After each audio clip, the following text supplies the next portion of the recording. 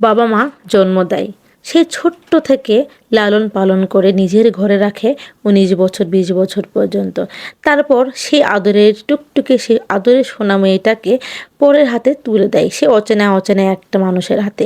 আর সে অচেনা অচেনা অজানা একটা মানুষ, অজানা একটা পরিবারে এসেই কিন্তু আমরা মেয়েরা খাপ খাইয়ে নেই, মানিয়ে নেই। কারণ আমাদের সেইটাই ঘর। যেহেতু আমরা মেয়ে, আমাদের কোনো নিজস্ব ঘর হয় না।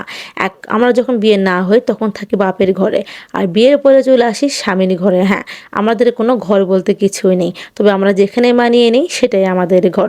হ্যালো গাইজ, আসসালামু আলাইকুম। সবাই কেমন আছেন? আশা করি তো ভালোই আছেন। আলহামদুলিল্লাহ আমি ভালো আছি। আপনারা তো জানেনই আমি ভালোই থাকি।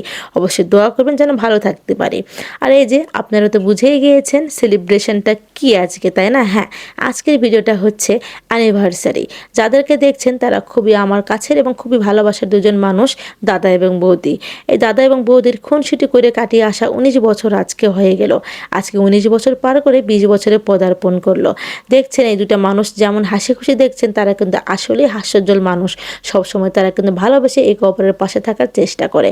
আর পাশে কিন্তু ছিল তাদের বাবা এবং মা, যারা ছোট থেকে লালন পালন করেছে এবং অচেনা অজানা একটা ছেলের হাতে দিয়ে দিয়েছে। আর সে মা বাবা আজকে দাঁড়িয়ে আছে নাতি এবং নাতনির পাশে, মেয়ের অ্যানিভার্সারি সেলিব্রেশন করছে।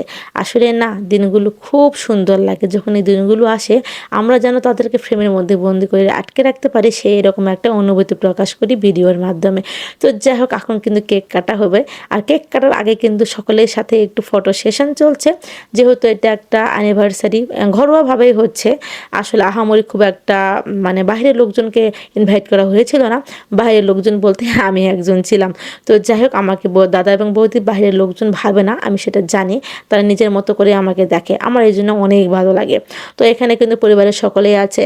এখানে দাদার বোন, তারপরে হচ্ছে ভাইয়ের বউয়েরা, আরও অনেকে আছিল এখানে। তো যাই হোক, অনেক সুন্দর করে সেলিব্রেশনটা হচ্ছে। কেক কাটাও কিন্তু হচ্ছে এবং কেক খাওয়া কিন্তু হয়ে গিয়েছে। এখন খাওয়া দাওয়ার পালা, সবাই আছে এদিকে, খাইতে হবে তাই না? তো যাই হোক, কে কী গিফট নিয়ে এসেছে এগুলো দেখাইতে পারলাম না, এগুলো ভিডিও আমি এখনও করি নাই। গিফট বড় কথা না, ভালোবাসি উপহার যেটা দেয় সেটাই কিন্তু আসলে ভালো লাগে।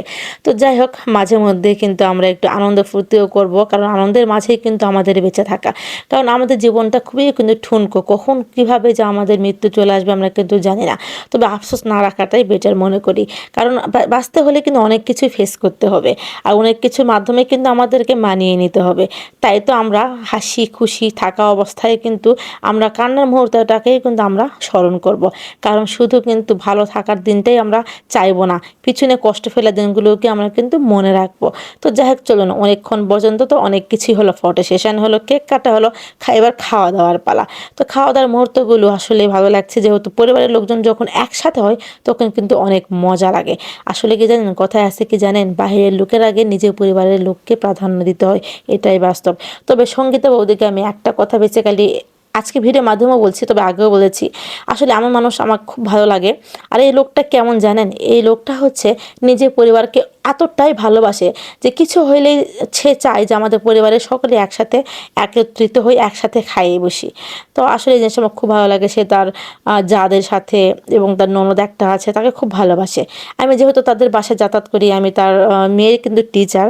আমি একটানা ৩ বছর তাদের বাসায় যাতায়াত করি। তার মানে বুঝেন, একটা বাসায় যদি ৩ বছর যাওয়া আসা করি, অবশ্যই কিন্তু সে বাসার মানুষের আচার ব্যবহার কিন্তু আমার জানার কথা, তাই না? তো যাই হোক, বেসিক্যালি আমি ভিতরে খবরগুলো বলেই ফেললাম, কেউ কিছু মাইন্ড করেন না। আমার কাছে ভালো লাগে বিধায় আমি কিন্তু বলেছি। তো যাই হোক, আমরা খাওয়া দাওয়া করবো এখন, আপনারা অবশ্যই সাথে থাকবেন। আর আপনারা যারা এরকম ভিডিও আমার থেকে পেতে চান, আমাকে দাওয়াত করবেন, হ্যাঁ, আর আমাকে একটু ভালো ভালো খাইতে দিবেন, তাহলেই হবে। আমি না খাওয়ার কথা যদি শুনি ভাই, একটা সেকেন্ড আর অপেক্ষা করি না, দৌড়ে চলে যাই। কেউ খাওয়ার কথা বললে আমি আবার না বলে না ভাই, কারণ খাইতে বলে না কি বলেন তো, খাইতে কোনো শরম করতে নাই। কোথায় আছে কি জানেন, শরম করলে নাকি গরম ভাত পাওয়া যায় না। তো যাই হোক, দিনটাকে অনেক অনেকভাবে স্মরণ করে রাখলাম, মনে রাখলাম, এই জন্য তো ফ্রেমে বন্দি করে রাখলাম। সবাই ভালো থাকবেন, সুস্থ থাকবেন। আসসালামু আলাইকুম, আল্লাহ হাফেজ।